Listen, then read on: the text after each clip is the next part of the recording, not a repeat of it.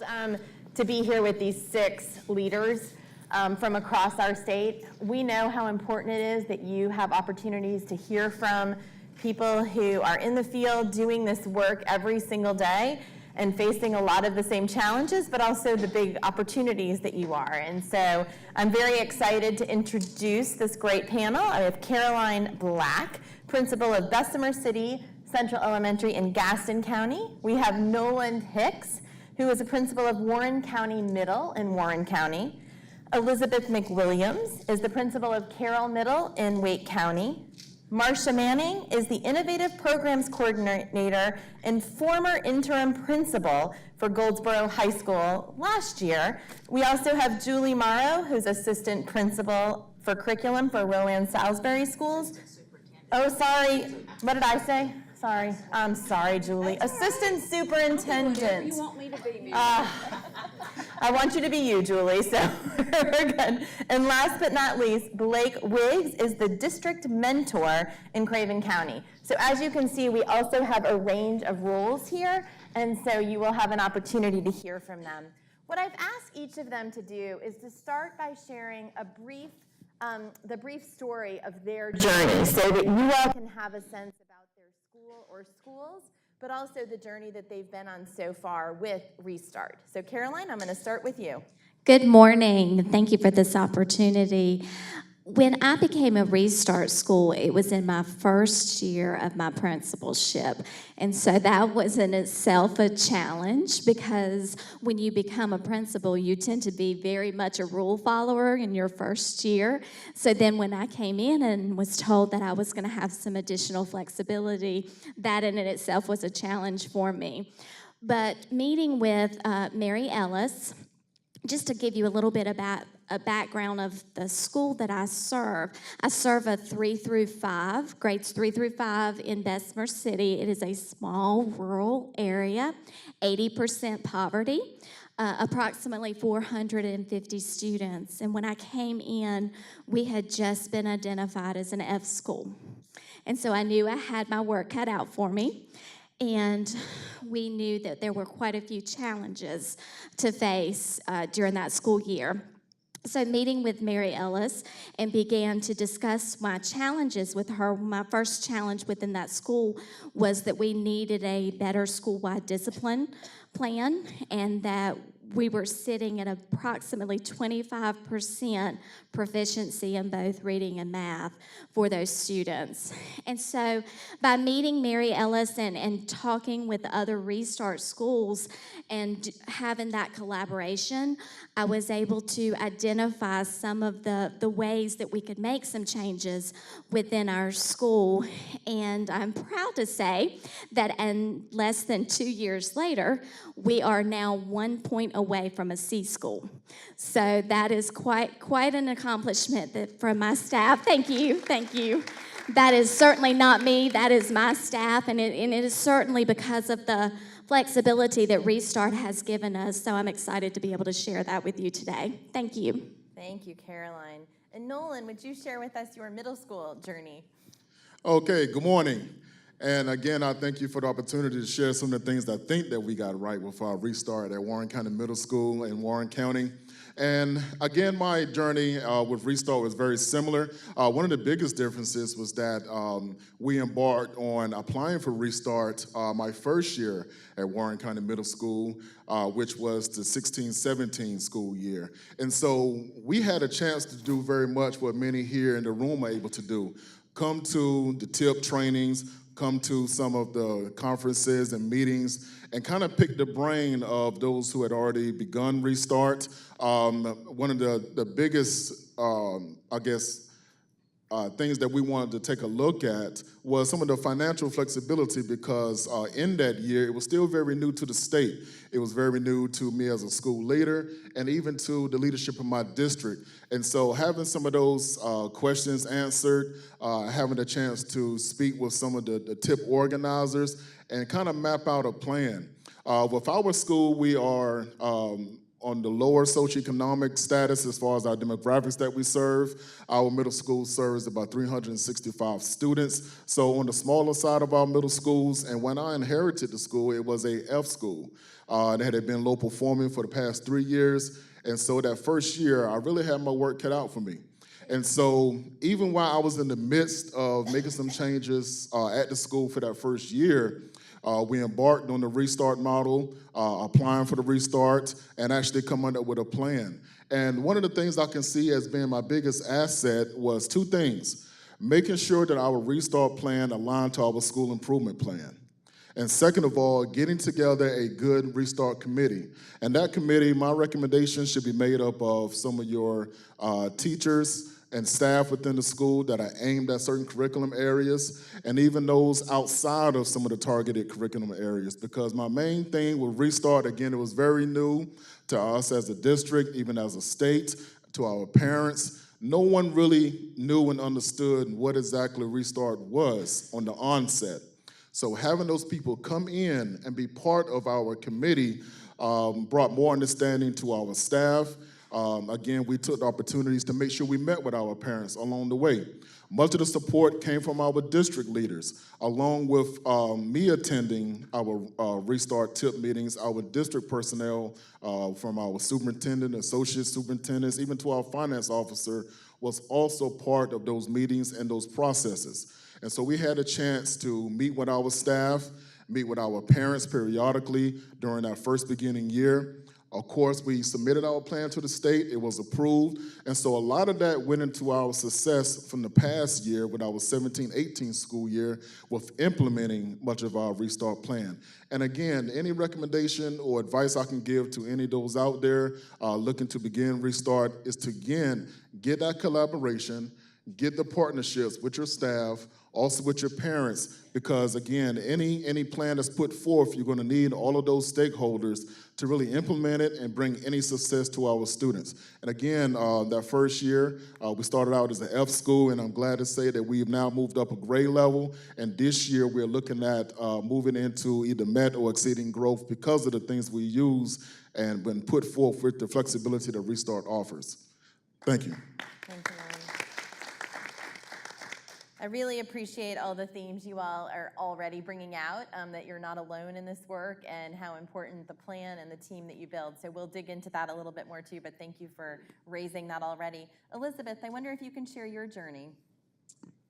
Hi, everybody. Thank you so much for having me today. Elizabeth McWilliams, proud principal and lead innovator at Carroll Leadership and Technology Magnet Middle School in Raleigh. I serve a very richly diverse community right in the heart of Midtown in Raleigh. And when I got to the school in 2015, the school was chronically underperforming, as many of our schools have been. And so my first thought process was, how are we going to change the mindset and belief systems around student success and student achievement? And I think that as educators, and especially in a community where everybody has had the opportunity to be in school, that we've been doing it for so long that our muscle memory is driving us to make decisions that lead us to the same places. And so even ahead of being designated a Restart, we started to think differently and act differently. And so our primary goals, of course, were to strengthen core instruction and provide equitable access to dynamic learning experiences for all students.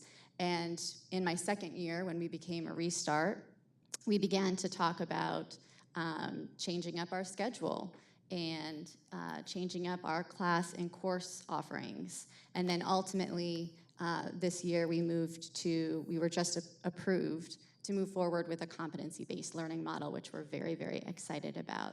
And so, of course, moving the school is, it's in progress, but we've had a lot of exciting experiences, and a lot of those have been deeply grounded in building positive relationships within the community. Thank you so much. And something, Elizabeth, you were just reminding me of is how much change management plays into all of this. And each of you are leading change management in your schools or in your district. And that is a big undertaking, but also one that I think a lot of the process that you're starting to hear from really supports. So thank you for raising that too. Marcia, I'd love to hear about your story. Good morning, everyone. I'm Marcia Manning. I have served in Wayne County for 2 years, going into my third year. The first year I was Innovative Programs Coordinator and had the opportunity to work with Goldsboro High School in their first year as a Restart School. And then this past year I served as Interim Principal of Goldsboro High School. Goldsboro is a high poverty school. It's been persistently low performing, has about 550 students, and all of its feeder schools are also persistently low performing. And Goldsboro High School was the first high school restart school in the state. So we had some challenges because we didn't have a lot of colleagues. Most of the restart schools were elementary with a few middle schools, and I think we've now been joined with a few high schools that are following that model. At Goldsboro High School, we check all the boxes for what a persistently low-performing school usually is.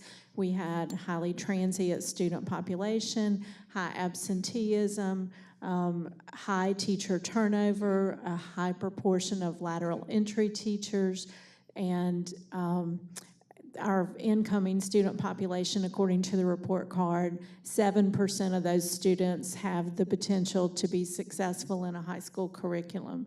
So a lot of obstacles that we faced. And what we did this past year is try to zero in on what we thought were the most important things. So we focused on safety, relationships, and academic rigor. And our staff really bought into that. So instead of having a big flowery vision and mission statement with a lot of pretty words that people didn't remember and didn't understand, we got everybody saying safety, relationships, and academic rigor. And if it didn't fit in one of those three boxes, we did not concern ourselves with it.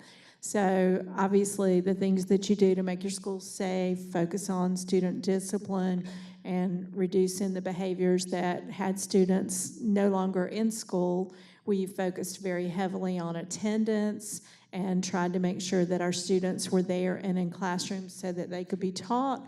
And then we implemented a model that made sure that teachers were teaching the curriculum, because I think the higher you get in grade levels, there's a tendency to say, students aren't on grade levels, so I need to teach 7th grade reading to 10th grade students, or I need to go back and teach early middle school math to high school students instead of Math 1, and then expect them at the end of the year to be proficient on the grade level exams, and that just wasn't working. So we put a lot of emphasis on working with teachers to help them teach the curriculum and assess the curriculum, and developed common assessments. And we beat the proficiency projections for our students in all 3 of the end of course exams. So we're pleased that we're moving in the right direction. We're still nowhere near the level of proficiency that we need to be, but we're moving in the right direction. An example of that was in biology. Literally at the beginning of this past school year, out of 120 students in biology, 4 of them were projected to score level 3 on the biology EOC, and none of them were projected to get 4s and 5s. And we ended up quadrupling the projected proficiency, with most of the students who were proficient scoring 4s and even some 5s in addition to the 3s. So we beat the proficiency projections and just started trying to make teachers and students believe in themselves. And hopefully we'll see that continue in the future. Great, thank you. And yes, thank you for leading the charge with high schools too, Marcia, because I know that's not an easy place. Julie, you bring a different perspective, kind of looking across your districts, and I know there's even been some recent developments. So would you share where you are, but also where you have come from in this journey? I am Julie Morrow. I am currently serving, as she said, as the assistant superintendent. We have 35 schools, 16 of which were designated as restart schools. within the last 2 years over a period of multiple opportunities. And what she's referring to is House Bill 986. We were just granted, if you haven't followed, the opportunity to be what's called a renewal district. Our district 5 years ago when I joined the Rowan Salisbury team was a low-performing district. And we have all of the same categories that you have talked about at your schools. However, we are, that is our district. It makes up pretty much all of our schools. So we had a lot of work to do and a lot of change. One of the things that I'll tell you that has been a part of the journey, our vision is a really simple, our strategic plan is a really simple process. It's really about we want to inspire, innovate, and engage our students. It's 3 simple words. We want people to understand, because truly, if you think about it, the number one thing that we really need to do is inspire children to want to learn, but we do that through innovative practices. And if they really are, if it's innovative and they're inspired to learn, they're going to be engaged in the process. Now that's going to look differently. We are just beginning to embark on a new accountability model, and we're in the process of designing that accountability model. We're not focused as much on what the test scores say as what does it look like, sound like, and feel like in the classroom. We want to create a classroom that is what we refer to in Rowan Salisbury as CCRP, and that is collaborative, connected, relevant, and personalized learning. If you think about it, if you can create a learning environment with those 4 components, truly, collaborative, connected, relevant, and personalized. If you really personalize the learning opportunity for every child, you will inspire them to learn. And that's really what we want to do for the students that we're serving, because pretty much everybody in this room, I guarantee you have the same demographics as everybody sitting up here. That's just a part, I mean, that's where we are. So how do we break that mold? How do we inspire our children and engage them in that learning process? And that's really what we've been doing over the past few years. With the renewal model, which is part of the House Bill 986 that just passed July or June, I can't remember the date. I should know that because it was monumental for us. All of our schools now will be considered, well, it's a renewal district, so we have the same flexibilities as the Restart schools, plus a few more. So it is going to really open our eyes. One of the things, and I'll talk more about this, that's really been a part of our journey in designing what a Restart school looks like, sounds like, and feels like, it is critical that you don't just tweak it around the edges, that you're not just folding the edges of the paper airplane a little bit differently, but that you completely redesign based on what is it that's going to truly inspire your children to learn. And so that's what we've been focusing on, and I can share more of that story. But I will tell you, we've had failures, we've had great successes, and we have a long way to go on our journey. And Julie, Julie's team, I guess with Elizabeth, right? You were the one that had the ball as the airplane, and someone said, right, good question, what kind of airplane is that? And they said this is a Restart airplane. And I really like that because the tinkering around the edges, is the incremental change is not going to get us where we need to go. But again, the bold moves are the big ones, right, that really are for transforming, and you've already heard several leaders talk about that today, so thank you. Lastly, but not least, of course, Blake Wiggs, would you please share with us what your journey is, because I know you have a different role in your district than some of the others, but you're working with different schools and also seeing a lot of behind the scenes. Yes. So my name is Blake Wiggs. My journey, it actually starts, I used to teach in the county. And I taught at both of the early colleges, and then I left and went and worked for North Carolina New Schools, and then I came back home. And I came back working with teachers. I'm currently a beginning teacher mentor. So my journey is a little bit different than everybody on this panel. And kind of what happened was we have 2 schools that were applying for Restart status.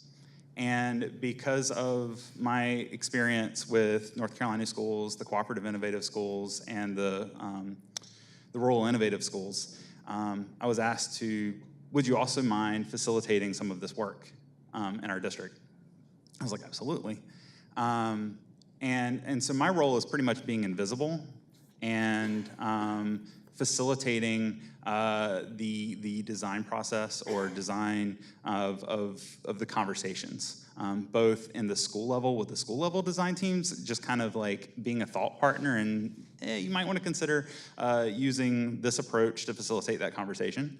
And then the other part of this work is we developed a design team at the district level, which was really just a team of people that represented each department to ensure that there was an effective and efficient flow of communication going throughout the district. So when we talk about Restart, everybody has a shared understanding of what it is, because ultimately every decision at the school level is going to be interdependent and interrelated to other decisions or other systems. And so just kind of, I acted as a facilitator of those conversations, really. Great, well, thank you. And something that many of you have mentioned is this need for a culture, right, that can sustain this kind of change and also this kind of trust. And so I'm going to ask Nolan, Caroline, and Marcia to all share a little bit about how did you establish the culture that allowed these changes to begin to happen? And Nolan, we'll start with you. Okay, very much, which was part of my introduction, as far as the collaboration amongst myself as the principal of the school, my staff, the district leadership, and also our parents. And one of the biggest things I tried to lead in my school was the attitude of buy-in. Because, again, what we were looking at was a drop in enrollment in our school and really our school district. As we know, much is said about we're not the only shop in town now when it comes to educating the children of each of our districts. And so we were looking at that as being an obstacle that we wanted to overcome. As far as some of the reasons why a parent or a child would choose not to come to Warren County Middle School.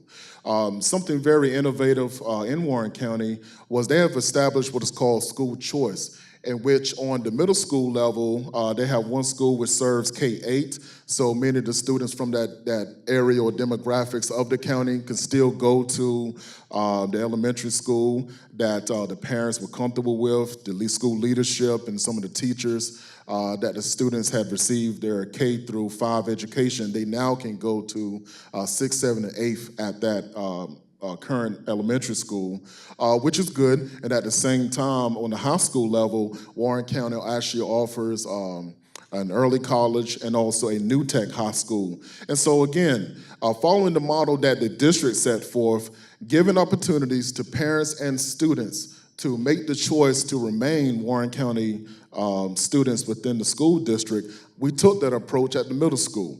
And one of the things, again, as I elaborated earlier, was that with Restart, there was a lot of questions out there.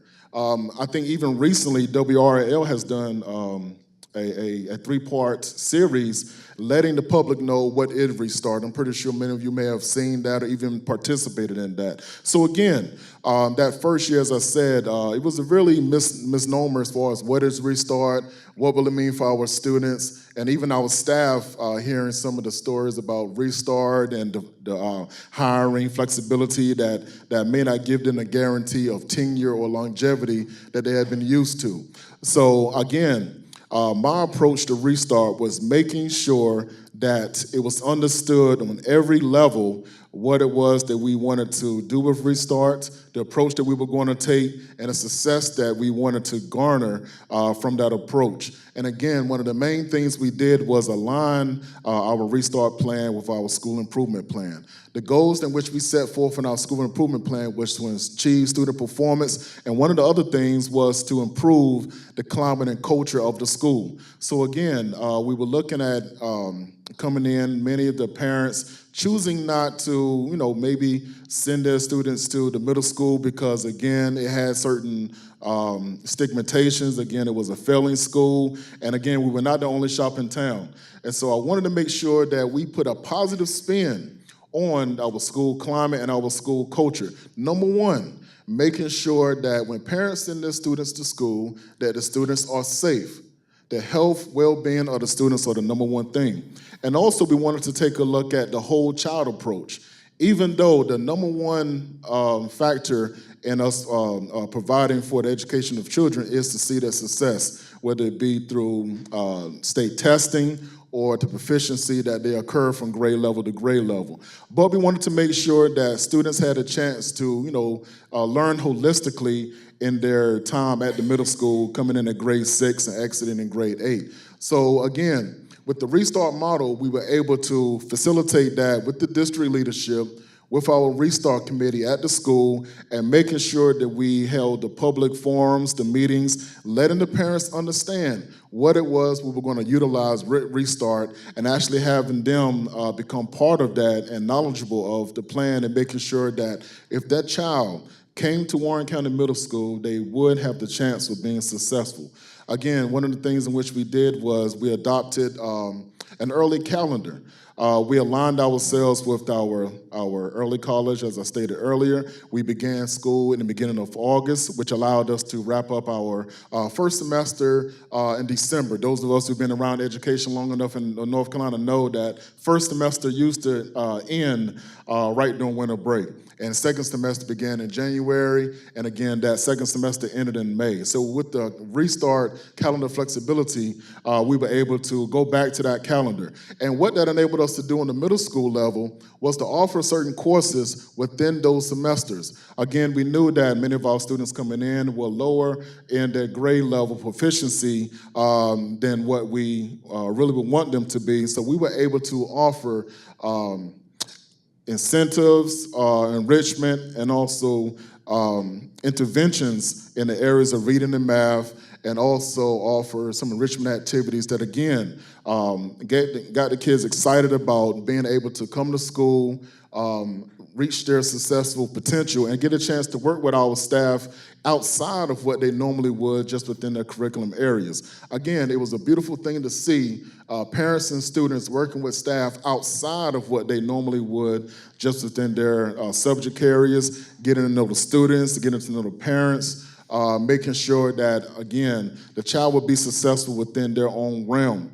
And again, we can throw numbers around as far as the child coming in, seeing where they are, where they need to go. But again, I think it was already stated earlier, until that child buys into the success that they can see on their level, then the success cannot be garnered. And so again, much of our approach was taken in that, making sure that the children understood that it was more to just coming to school and involved in the plans that we had set forth for them within the classes, but making sure that everything in Restart was utilized with the scheduling, with the opportunities offered, and again, the collaboration with the staff and the parents, making sure they understood that Restart is viable for the success of their children.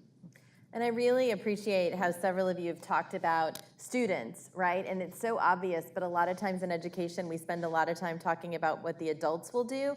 And we've just heard several examples where we're talking about what will kids do? What will kids say about their learning? How will kids view the possibilities? And so think about that when you're thinking about language you use. How often are we saying what kids will do, because they are so capable, right?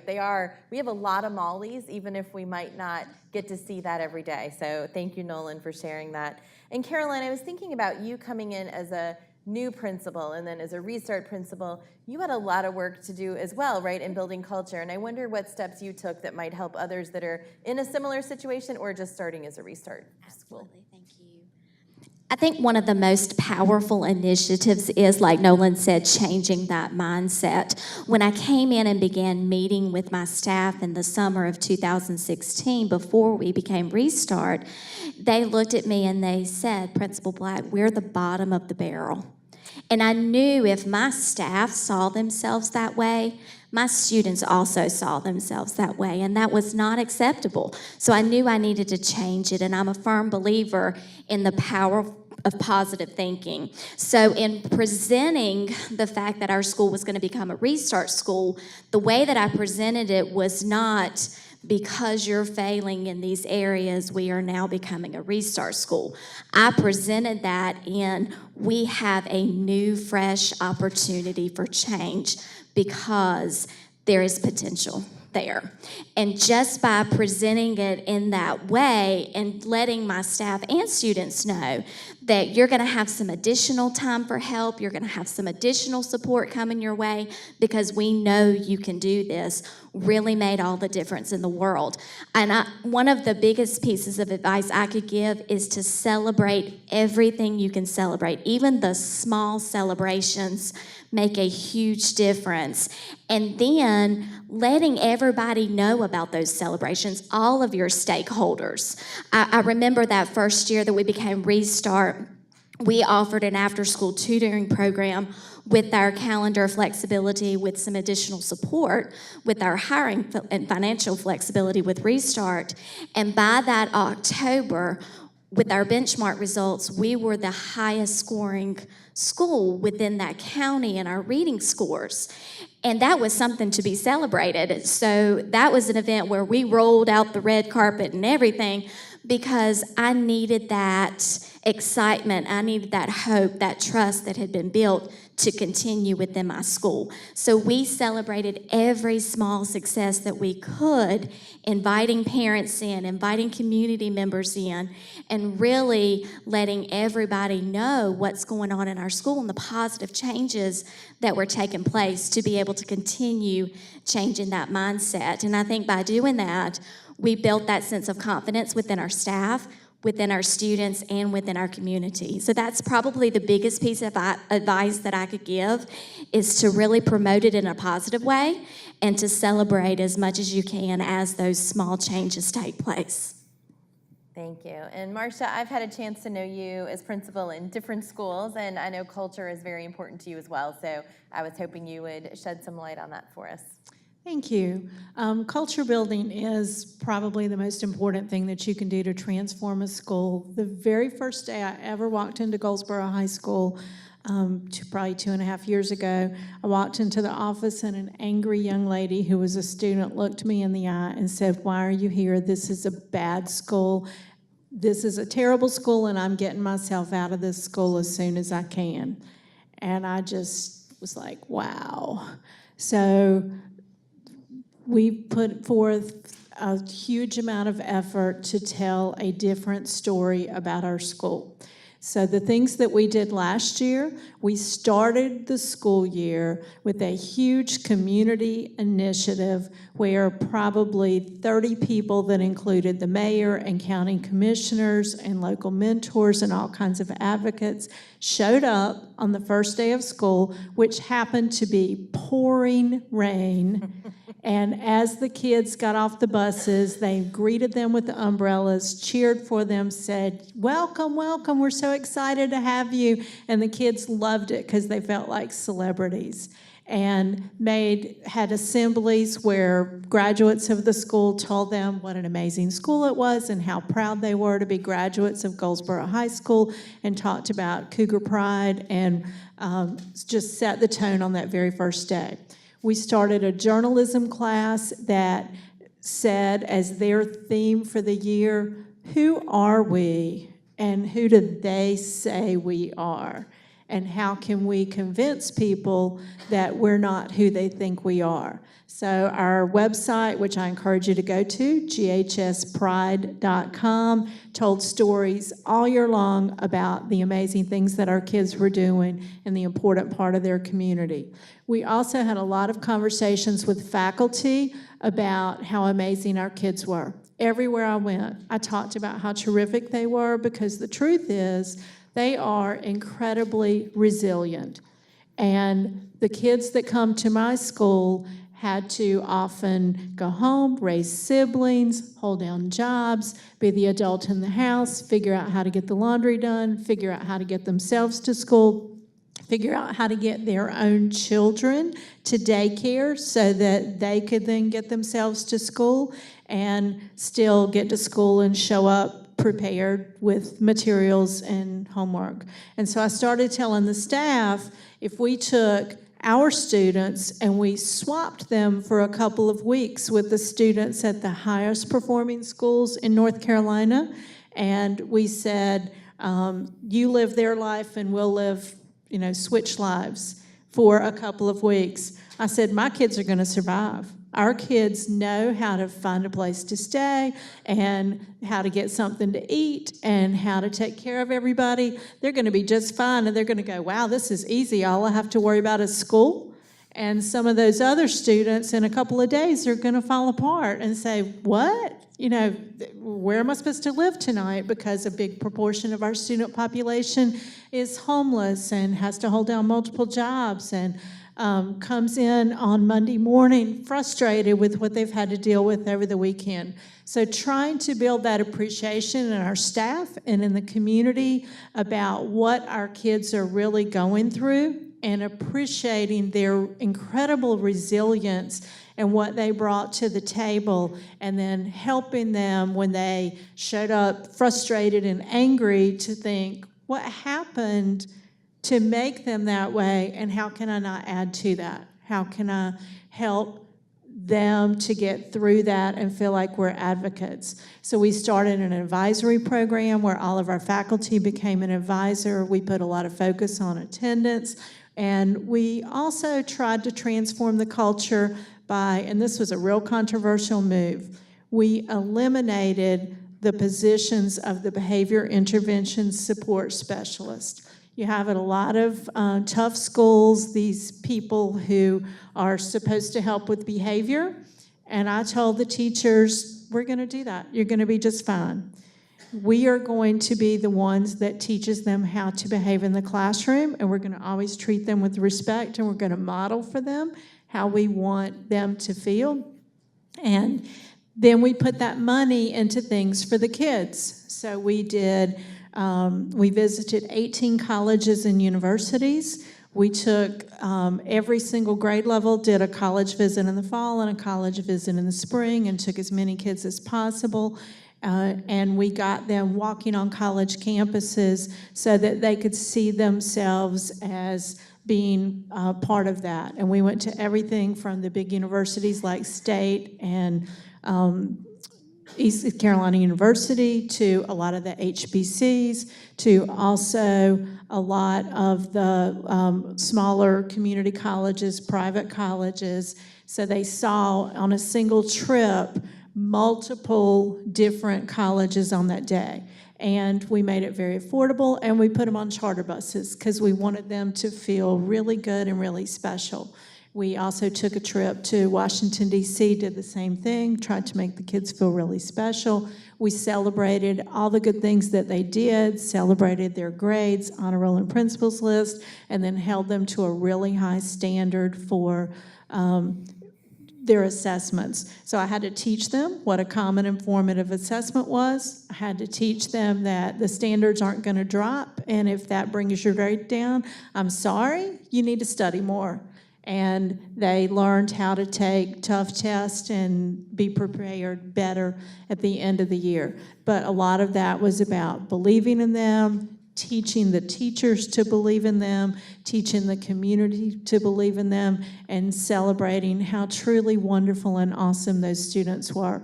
And I'm really pleased that when my year as interim principal was over and the newly named principal had a first meeting with a large group of student leaders, one of the things he shared with me is that the students said to him, "This is a really good school." And I was like, wow, that's really good. That's a whole different message than what I got the first time I met them. Wow, and that is a year, right? I mean, that is 1 year that you were able, Marcia, to do all those things. And something you're also hearing, a theme I want to call out, is this idea of the whole student. And I think in some of the work that we've had a chance to do with TIP and Restart, especially with some schools from Wake County, was to look a little bit more at what is that student body profile, but go beyond the things you think about, because I think a lot of the things that everybody mentioned, and Marcia, you just named some really specific things, a lot of times those are the things that help us figure out how to reach a child, right? Or help us figure out what they need or what might be getting in the way. And so I think really thinking through what that looks like, and that is something that is different. There's a lot of commonalities across our schools, but there's also things that are very specific to your own school in that way. So I do think that's a piece of this that you're all calling out without me asking about it specifically, and I really appreciate it. I want to mention to all of you that we will have some time for some Q&A. I might even pause after my next question.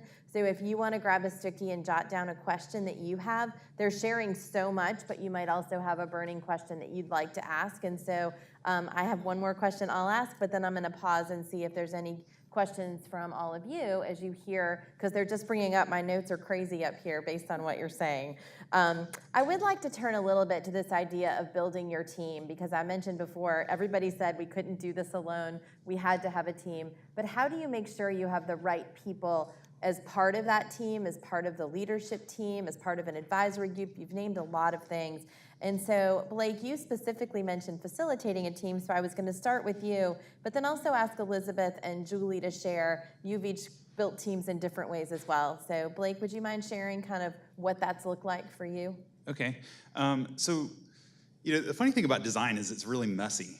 I don't know if you've ever seen Damian Newman's Design Squiggle, but that's pretty much this process. And I feel like facilitating this work and facilitating a team of folks is helping folks navigate the nuances of this. And we have two insanely remarkable principals leading these two Restart schools in our county. Very strong leaders, very different approaches to getting to the same outcome. But they both had design teams at their school. And Dr. Patrick, she actually opened it up for her whole staff and said, who wants to be on this team? So it was very egalitarian, and people innately or naturally, joined that conversation. And so when thinking about the team at the district level, I don't want to say it was my team because I think that's counterproductive. I do think that, the team at the district level was a representation of each department. And the sole purpose was everybody had varying degrees of understanding of what Restart was. And some of my own learning was I had my own assumptions about, okay, what our next steps are, right? And I think part of facilitating these design teams is withholding your assumptions about what a next step is or your preconceived notions and trying to create the space where people are going through periods of divergent and convergent thinking and bringing people into the conversation, community members, stuff like that, to where you kind of construct an idea of what this school could be, what this next step would be, which is challenging. But I think the design team at the district level, for example, or we called it a district restart team, it was just professional learning, really, where folks were learning and discussing Restart and thinking about implications of potential barriers through their lens that they were looking at it through. And this is before folks are actually making decisions at the school level. And that was and that's really important because every decision at the school level is going to positively and negatively impact another system that's tethered to another system. Like change the calendar. There's lots of conversations around that. But I go back to those two principles. They did a phenomenal job reaching out to the communities and hearing from them and taking those thoughts and those thinkings to inform the next steps. We have one school that will be our state's first New Tech elementary school, and the other one is going to be a Marzano school.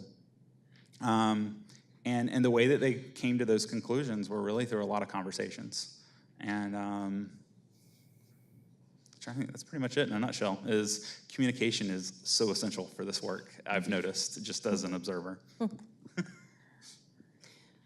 So in building team, one of the things that he began to discuss and share, number one, it is very, very messy.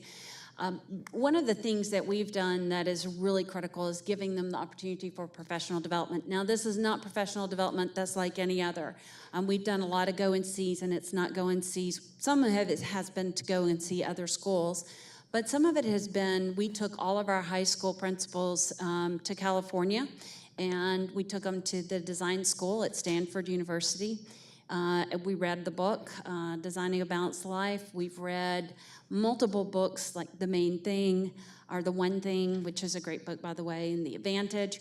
But we took our high school principals because you have to help people, whether it's teachers, whether it's parents, whether it's community, whether it's principals, you have to help people think differently.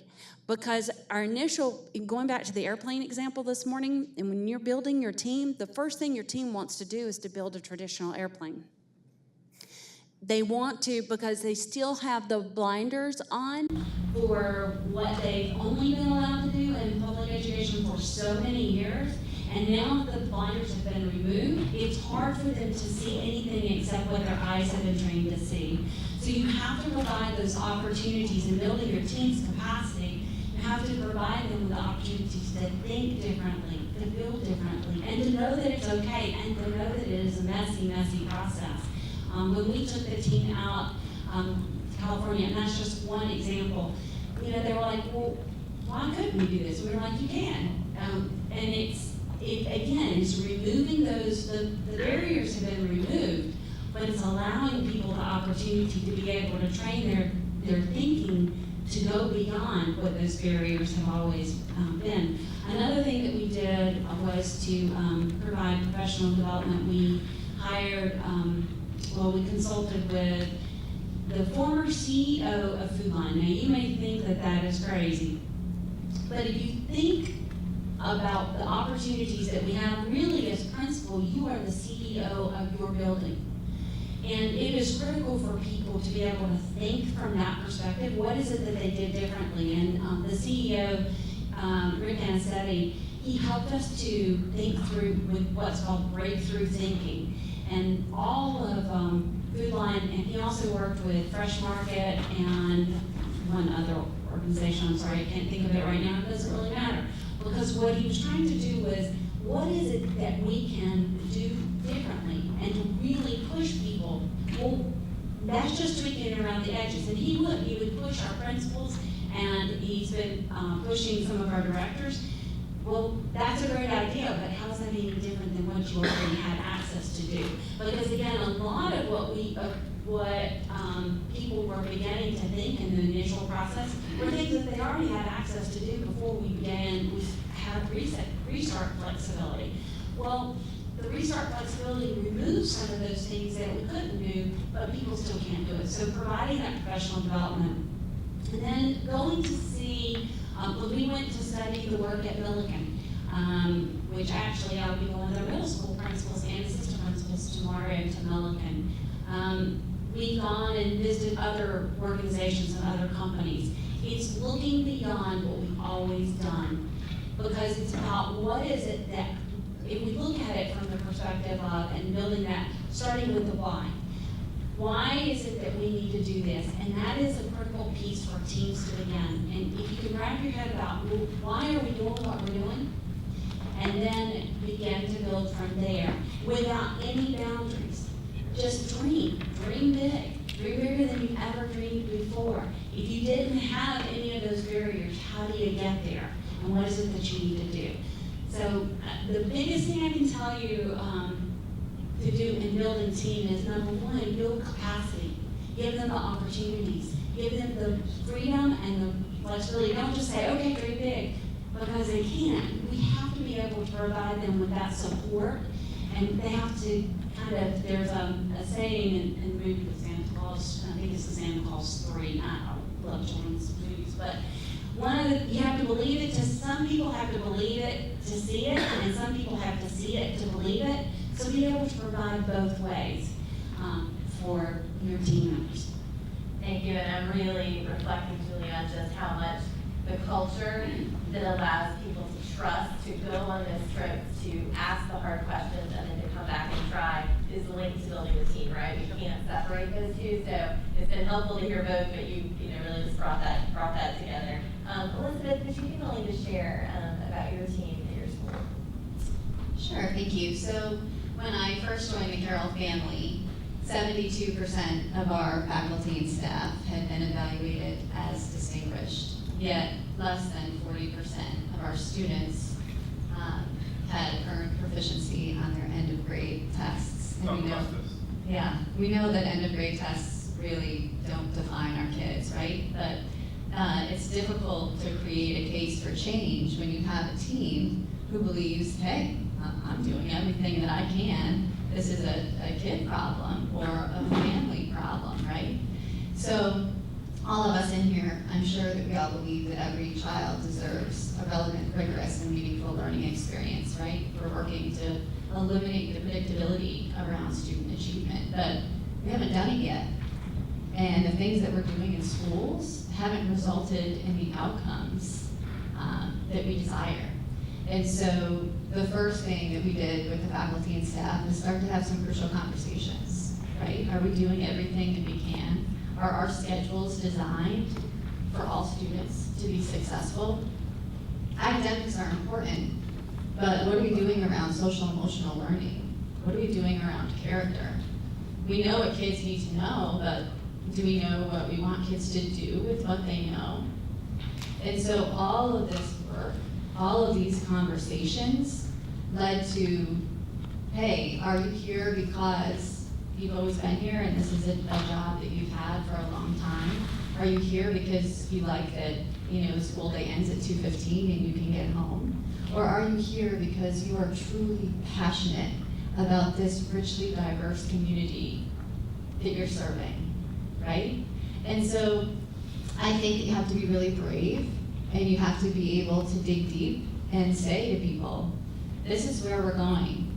And we believe that every child is a leader. We believe that every child has genius.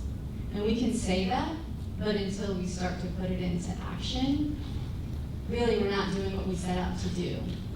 And so the whole idea around our why, right? I don't think that we wake up and say, oh, I work in schools because I really want the kids to be proficient on the end of grade test, right? But so much of our conversation is grounded in that. So we started to talk about, well, yes, and we want our students to be happy, healthy, resilient problem solvers, right? We want to walk into classrooms that are heterogeneous, right? We want to be able to expand and stretch and learn and leverage the diversity that we have in our classrooms. And so part of that work was, getting out into the community. And so beyond just myself going out and conducting home visits, my faculty and staff, we do a neighborhood crawl, we go out into the community, we get to know families. We've designated time and space during the day to advocate as an advisory period for kids, where kids are really looking at their own learning and they're making decisions around how we can enhance their experience. And so we invited all of our students and staff and parents to be able to participate in all of our teams, our committees. And so what we found is that the way we were doing school wasn't really designed for the customers that we were serving. And so by engaging kids in that conversation, and here's the other part about that though, again, we're all driven by our muscle memory, right? And so we all see school in a certain way, whether we're jaded or we had a great school experience. And so you really have to make sure that you have protocols to have people thinking outside the box, right? We designed a discovery period.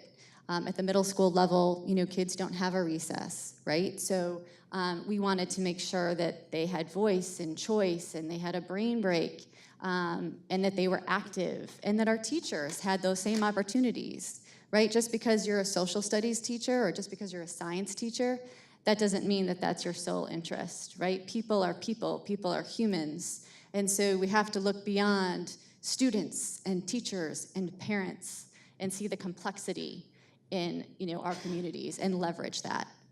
And so that's just part of the work in really building teams and leveraging the power and knowledge that we have in our school.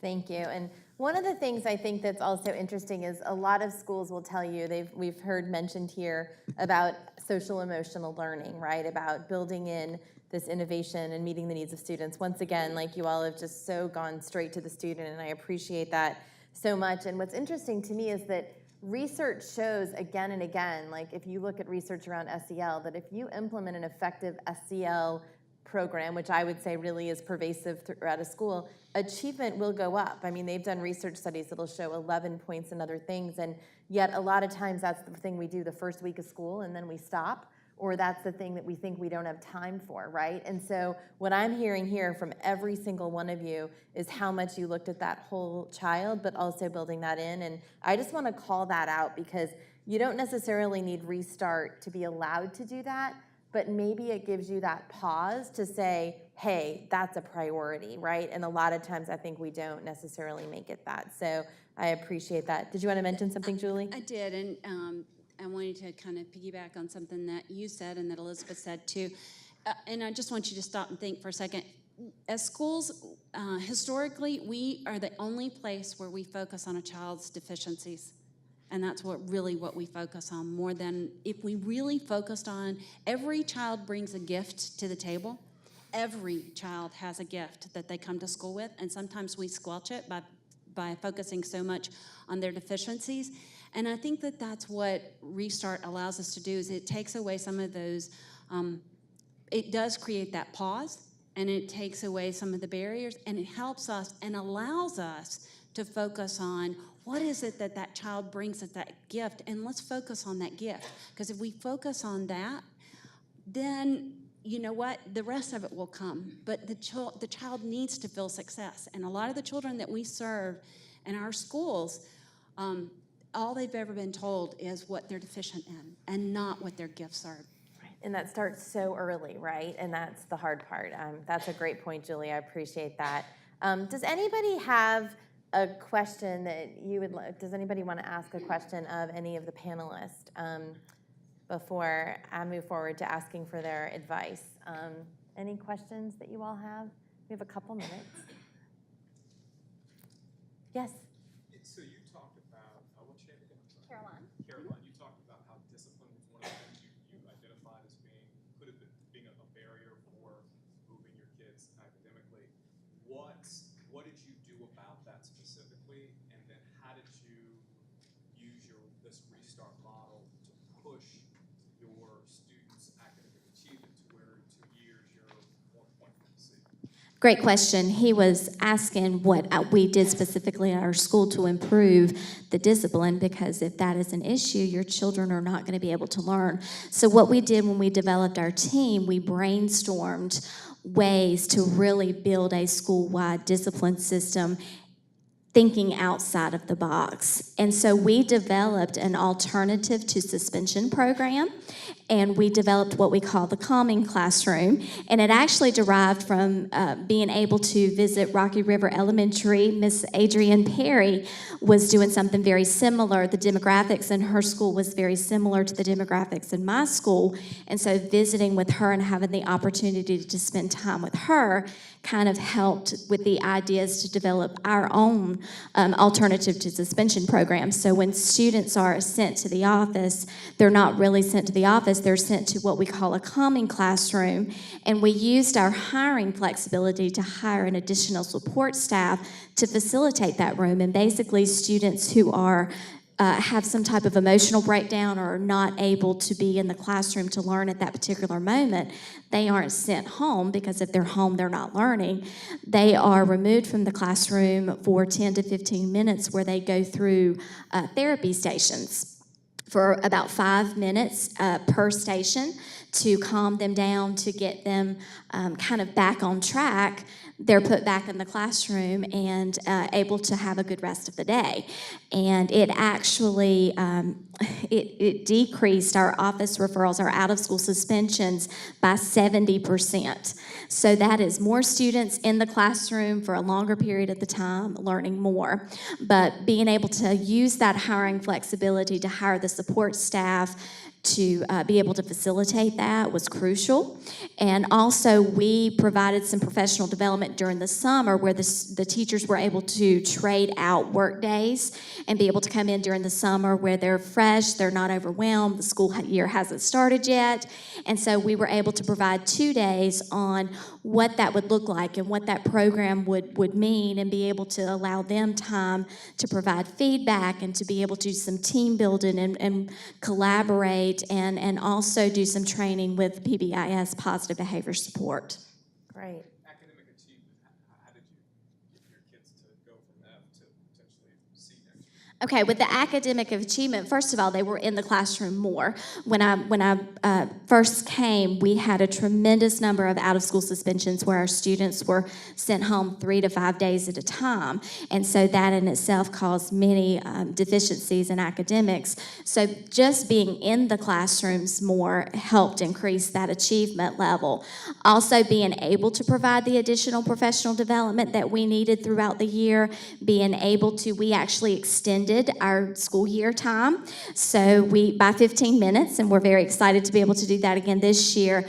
That seems like a very minuscule change, but it's actually very powerful. It actually gives you an additional week by the end of the school year, just be able to do some more what we call what I need time with the students to be able to focus on what they really need within the classroom, just a little bit of extra. We were able to bring in a tutoring program during the day where support staff was hired to push into the classrooms, so the students aren't being pulled out. Support staff is pushing in, and they're working directly with those teachers on those skills that those students need just a little bit more help with. But I would say the most powerful change in getting the F to the C in such a quick amount of time was being able to have that hiring flexibility, the financial flexibility to put more resources in the classroom, to put more support staff right there in the classroom to work with the teachers, which of course our teachers greatly appreciated as well. We have a question over there, too. So first, the woman in yellow.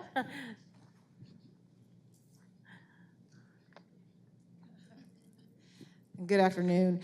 My question is, and I keep hearing the words hiring flexibility and financial flexibility. I'm a principal at a middle school, and I'm just wondering what exactly does that look like, because our allotments are kind of set, and when you're on a team concept, we kind of need everybody where they are, so I'm trying to figure out where exactly were you able to be flexible, and then what did that look like on the fiscal end as well?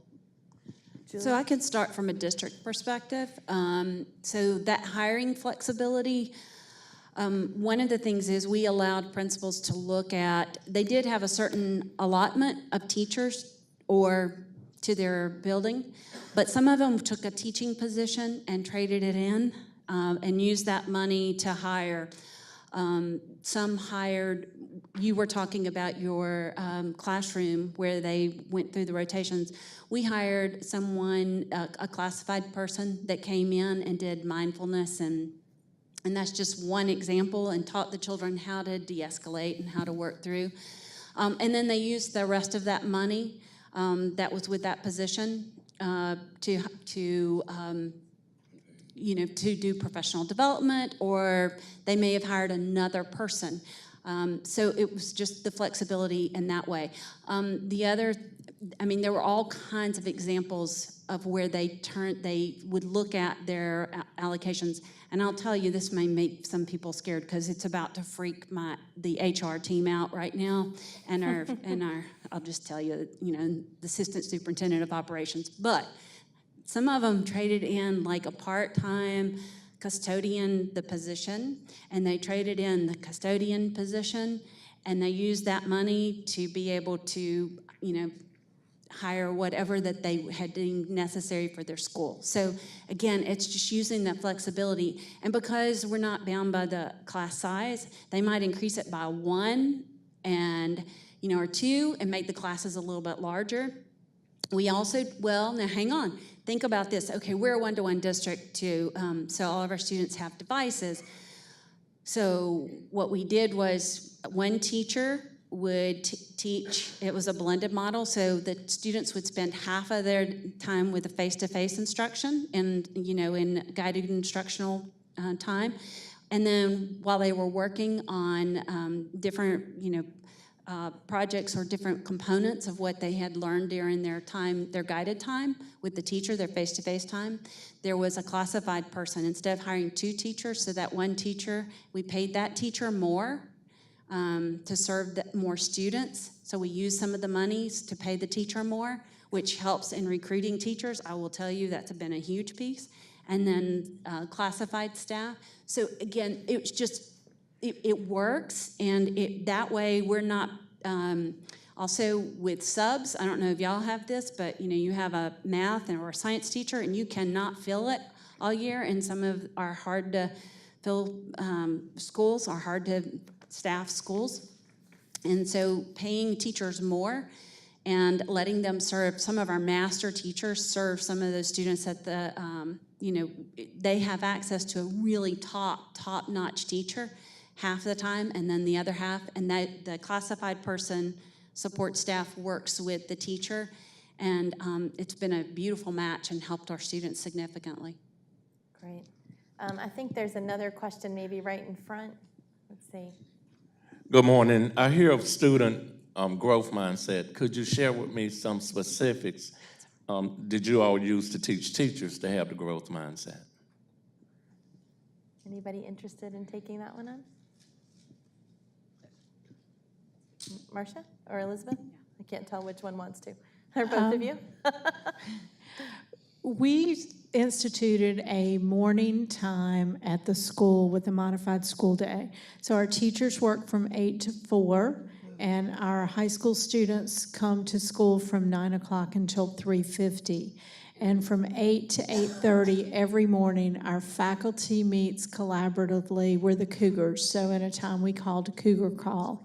So with that time, we developed we used that time for professional development. We used that time for professional learning communities to build camaraderie among the staff.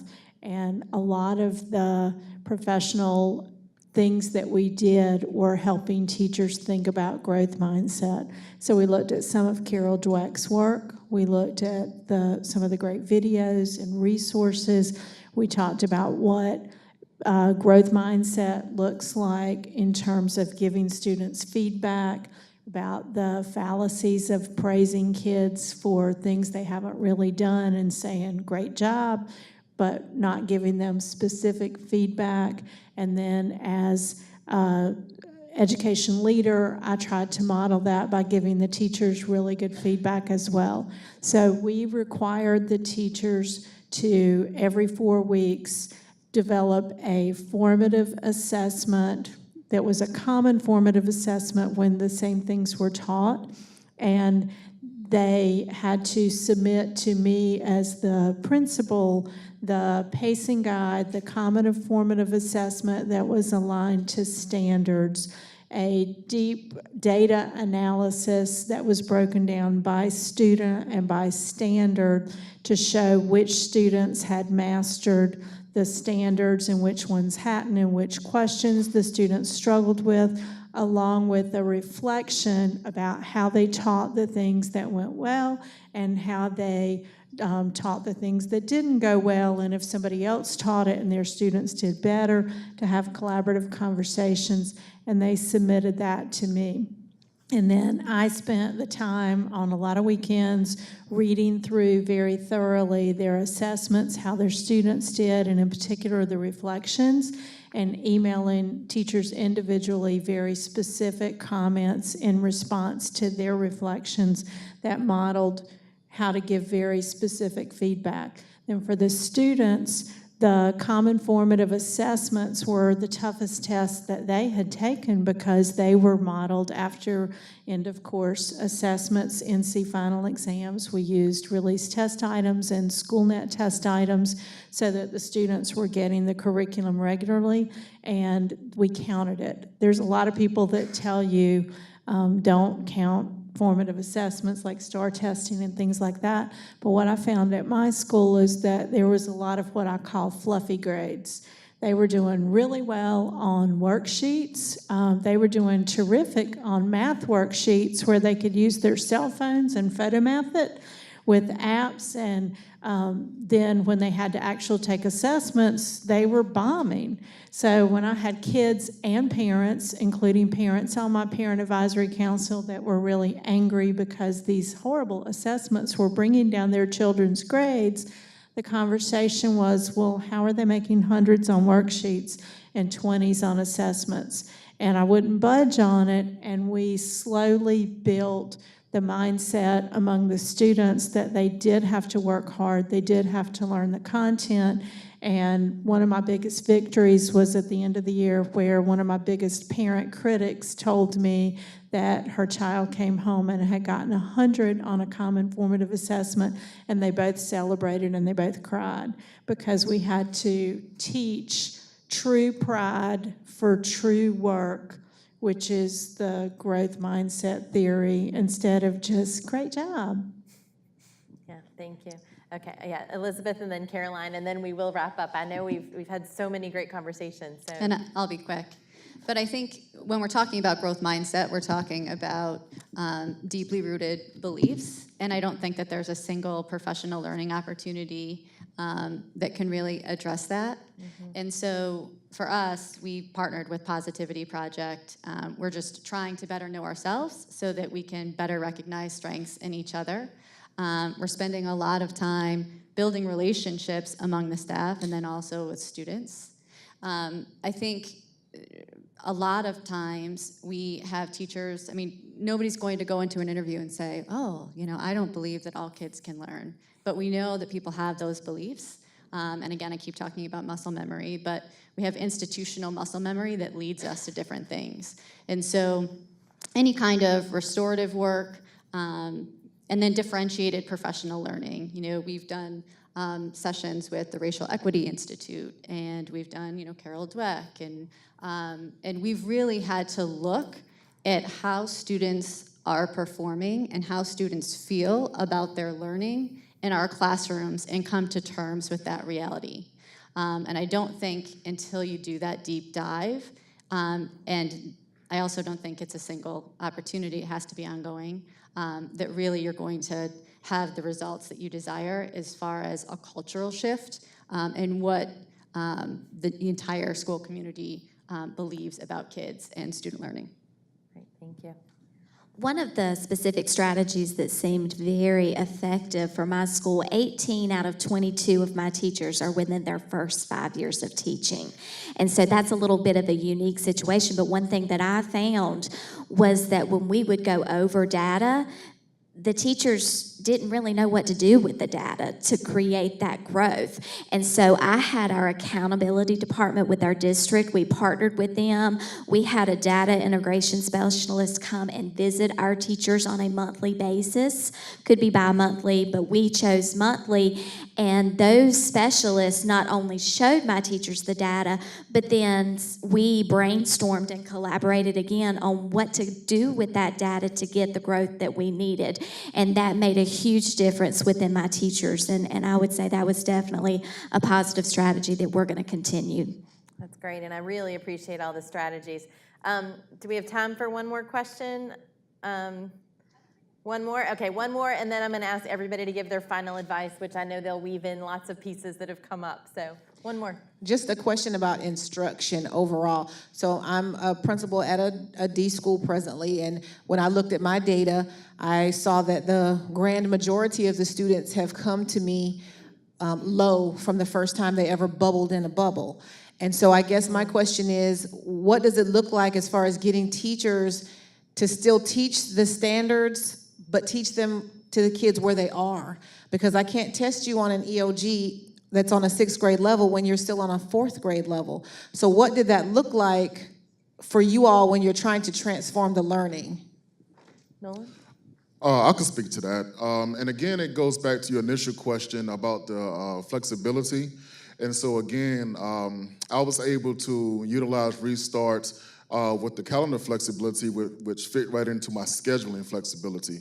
So again, what I was able to do was put many of my resource classes and North Carolina Final Exam classes, NCFE classes on a semester schedule, which looked at the same thing we spoke on earlier as far as class size. Because with that, I could actually get in a certain amount of students per semester. So it actually freed up some of my scheduling as far as getting in and being able to hire using that flexibility of retired teachers in the area of ELA, and also one in the area of mathematics. And so again, very much as you said, my school reflected the same thing. Kids coming in very much below grade level. And so what I was able to do was put in the intervention courses with those students inside of those classes. So again, my 6th grade teacher, if she's teaching math, and here's what she was responsible for making sure that those students are proficient on 6th grade math, but at the same time, those students are coming in on a grade level of 3rd or 4th, that is going to be a struggle. And so what I was able to do, again, was put those students in certain courses that they could get an intervention in either ELA or mathematics, along with them going to the regular teacher, have those teachers collaborate within their curriculum PLCs, also within their grade levels, so that to make sure that the interventions that is going on in those remedial classes, they're going to be responsible for also in their regular either ELA or math classes as well. And so again, with having a very small population, and as far as my teaching staff, that is a concern, because with Restart, you don't want to give the misnomer that staff, you're going to lose staff, or they're going to have to go into areas that they're not specified for. And so again, you want to be creative as far as looking at your scheduling, having that play a part to what the needs are for your students, also for the needs of where you want to see them grow. And again, looking at where your students are, and that's what staff need to understand, is that even though we're responsible for moving our students, we have to get them where they are to get them where they need to go. And so again, with the Restart flexibility with your scheduling, also the calendar flexibility, along with the flexibility of hiring, that's where those 3 meet as far as what you want to do for your proficiency for your students. Thank you. And I hope you all will find the people up here that you want to ask more questions of, because I feel like they've prompted so many different ideas and areas. I am going to give everybody a final word. So this is going to be like sprint advice. So we are going to go ahead and start with Blake and then move our way down. But just your one piece of advice for people in the room who are very much in similar situations, even if in different roles than you. And only have one word? No, Okay, one good. piece of advice. No, Okay, I was about to say, no, oh, you can have, oh my no, God. no, a whole piece of advice. Okay, so I think striking a balance between protecting the vulnerability or the creative autonomy of that building level leader and team at the school, while also ensuring there's channels of communication at the district level. So like this weird balance. And I'll end with this story. So when I was asked to facilitate this, I was like, oh my God, we've done some redesign stuff at some other schools. I have timelines and I have ideas and da-da-da-da-da. So I created this stuff and went to the principals. That was not the first move. That was not a good first move, was here, I have a timeline, right? And so really just creating the space where people can think creatively, and also like almostly creating the space where everybody's thinking is being shared and building upon each other, whether it's a process, a system, or a person. I feel like that's a really important part of the work. Great advice. Julie? Be bold, be courageous, don't be afraid to try new things, but also when it's not working, don't be afraid to stop. And don't be afraid of failure. All of us sitting in this room are truly, if we think about it, afraid of failure. But you cannot be. I mean, if you really are going to do innovative work, some of the greatest opportunities in life have come about as a result of people going to places and doing things that they never thought they would ever do or ever embark on. So don't be afraid to make your paper airplane a ball and to toss it. Because it's going to look different than everybody else's, but your work doesn't have to look like everybody else's, because you serve a very unique group of children in your buildings, and you need to serve the needs of those children. So do what's right for those children. And the most important advice I can give is always start with your why. Why are you doing what you're doing? And if you know that, then you will not go wrong. Great, thank you. Marcia? For me, it was about staying true to the vision. We kept our vision simple and laser focused on safety, relationships, and academic rigor. And literally, every school improvement meeting, every faculty meeting, every community event, every school student assembly, we talked about safety, relationships, and academic rigor. And if it didn't fit, if I couldn't easily fit it into those three very important things, we didn't worry about it, because I said the time is too short to worry about all the hundreds and hundreds of things that get dumped on principals every single day. So figure out what your vision is and what's most important, and stay laser focused on it instead of letting people drag you on bird walks to get away from that. Safety, relationships, and academic rigor. I think every student and every teacher could cite that very easily by the end of the year when people ask what was important at our school last year. Great. Elizabeth, what's your advice? I would look at your communities, look at your students. I find it hard to believe that we're serving a majority of a population of intentional non-learners, and I would change the things that you can control. I would be really brave about that and very intentional about that. And I myself have had to really learn, if you want to go fast, you go alone, right? But if you want to go far, you have to go together. So don't lose sight of that collaboration, and not just within your school community, but also at the district level. I've had to rely really heavily on that, and I learned really quickly last summer when I got a visit from our deputy superintendent that flexibility doesn't necessarily mean autonomy, so make sure you're having those conversations. Nolan. I would say that even though there are a lot of similarities between the districts and the schools that we serve, there's a lot of uniqueness. So I would say know your customers, which meaning your students, your staff, your parents, your community that you serve. Because going into your restart planning, that's what you want to keep in mind. Being focused on who it is that you're serving and how to best motivate them and get them on board as far as their own success. And again, do exactly what you're doing now. Come to the meetings, collaborate, learn from those who've done something before you, and also get a chance to go back and see, okay, even though there may be some similarities from the school systems and different school leaders that you may come across, what can fit the model for my school or for my district? And that's what you take back. And make sure, again, as already been said, you collaborate. No man is an island.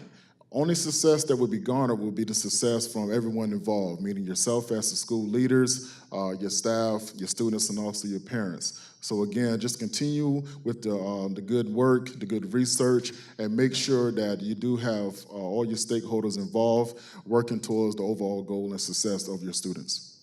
Excellent. And Caroline, the final advice. I would say to definitely take advantage of these opportunities for these meetings and really look for other leaders who are facing the same challenges that you're facing within the school, and then reach out to them. Don't hesitate to ask for a visit. Don't hesitate to exchange emails, phone numbers, and really begin that power of collaboration. And then once you start experiencing success within your school, don't be afraid to open the doors of your school and allow visitors to come in and see the great things that you're doing, because teachers notice that, communities notice that, your students notice that. So it won't only help other schools, it will continue to help your school build success. Excellent. And I want to thank all of these bold and brave leaders who helped us stay focused right on kids throughout this entire panel. And thanks to all of you for sticking with us. They just had too much great stuff to say. So thank you all, and I'm going to actually pass it to Shayla, who will be up here next, but thank you, everybody. Yes, and thank you again. It was a great panel.